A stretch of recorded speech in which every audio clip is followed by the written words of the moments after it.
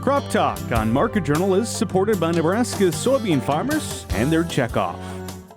Finally, today, insects are responsible for the destruction of more than 20% of the world's crops each year. In turn, growers apply hundreds of thousands of tons worth of insecticide to their crops. While effective, these chemicals can cause environmental damage as well as pose a risk to human health. University of Nebraska researchers are now teaming up with other institutions to create what they call a greener insecticide. My colleague Alex Mackovika has more in this week's segment of Crop Talk. So our topic of conversation, something that people are calling green insecticides. Let's just start. Where did you get involved with this research? How did that get started? Yeah, this is a collaboration with researchers in Sweden at Lund University who are experts in insect sex pheromones, and researchers at the Swedish University of Agricultural Science. And they're experts at crop development, and also a collaboration with a company in Riverside, California called ISCA that's trying to commercialize the technology. We're going to use this phrase a lot in this conversation, green insecticides. What is that? You know, typically the chemical insecticides that we use are sprayed on plants. They often are not insect specific. Sometimes they are, often they're not. They get on our foods. They're not good for the environment. So what we're working with here are insect sex pheromones. These are compounds that the female insect makes to attract the male for reproduction. And so we're developing technologies to make these insect sex pheromones that can be placed in very small quantities in traps that will attract the male insects to disrupt the mating cycle. So they'll be attracted to the trap, killed, and disrupt the mating cycle. The mating cycles are, the reproductive cycle, the life cycle of the diamondback moth, for example, is maybe about 2 weeks.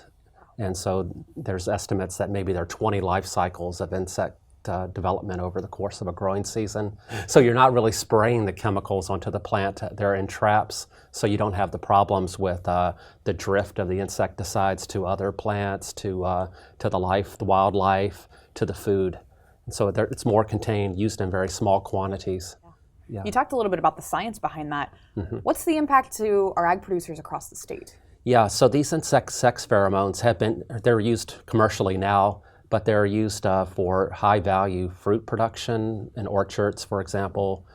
But what we're trying to do is develop methods that will allow us to produce the insect sex pheromones at lower cost so that they can be used with row crops.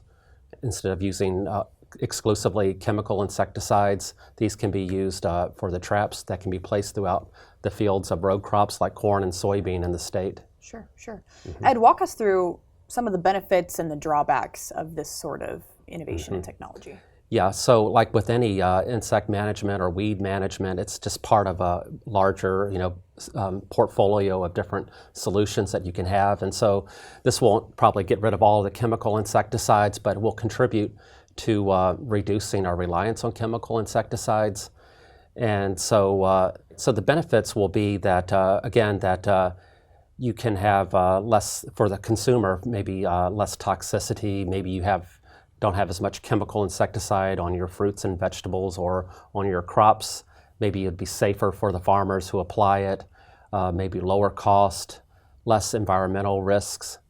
And so I think that's the benefit. Maybe the downside, again, is the cost, and trying to get the cost down where it's effective for farmers to actually use it on row crops.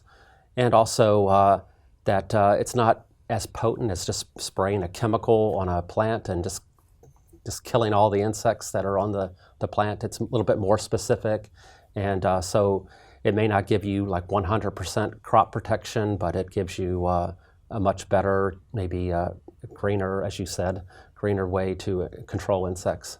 I'd have to imagine that resistance comes into this conversation too, right? Is that a fair assessment? Well, actually, it is a problem, but it's more of a problem with the chemical insecticides. And so, yeah, there's evolution that goes along. If you have 20 life cycles of an insect during a growing season, that's a lot of life cycles, a lot of opportunities for mutations, evolution to happen, and for the insects to develop resistance to the chemicals, just like we see with the herbicides. The same thing happens with chemical insecticides, but the way the pheromones are, there's not really the insects have to make pheromones, and they have to be able to respond, or they would not be able to reproduce. And in nature, insects want to reproduce, and so there's no selective advantage to gaining resistance to the insect sex pheromone. Sure. So, Are there plans in line to test this through the university's on-farm research program?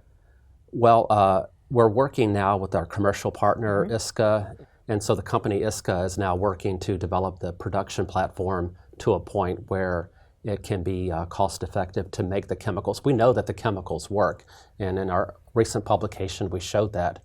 So I don't know that I don't know how things are going to go, but we have used our facilities here at the University of Nebraska as we were developing the production platform. But it probably will be a few years off until we actually test it here in Nebraska. But it's coming.